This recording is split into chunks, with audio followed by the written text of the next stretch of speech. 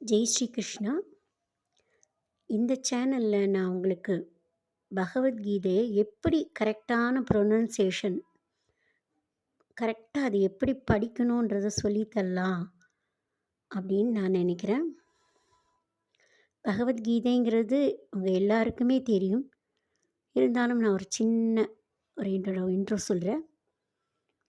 மகாபாரத போரில் அர்ஜுனர் எதிர்த்தாப்புல இருக்க அணியில் பீஷ்மர், துரோணாச்சாரியார் எல்லாரும் இருக்கா. அவளோட அவன் யுத்தம் செய்ய அவன் விரும்பலை அர்ஜுனன்.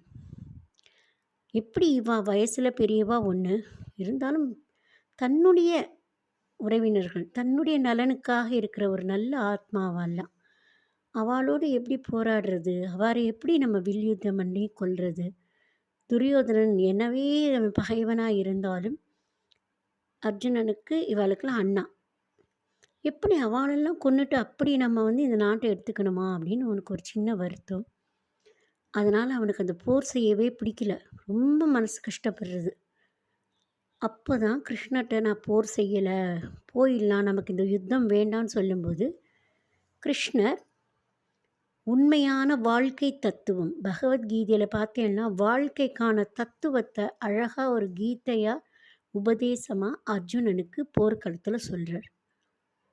ஆத்மா அப்படின்னா என்ன, பரமாத்மானா என்ன, ஜீவாத்மானா என்ன, இந்த மாதிரி உபதேசங்களை சொல்லி போர் செய்கிறதுனால என்ன பிரச்சனை வரும், எது வராது, எது நடக்கும், எது நடக்கப் போகிறதோ அதான் அவங்களுக்கே தெரியும். எது நடந்ததோ நன்றாகவே நடந்தது, எது நடக்கவிருக்கிறதோ நன்றாகவே நடக்கும், எது நடக்கப் போகிறதோ அதுவும் நன்றாகவே நடக்கும் அப்படின்ற வாழ்க்கை தத்துவத்தை அழகாக இந்த 18 அத்தியாயத்தை சொல்லியிருக்கார்.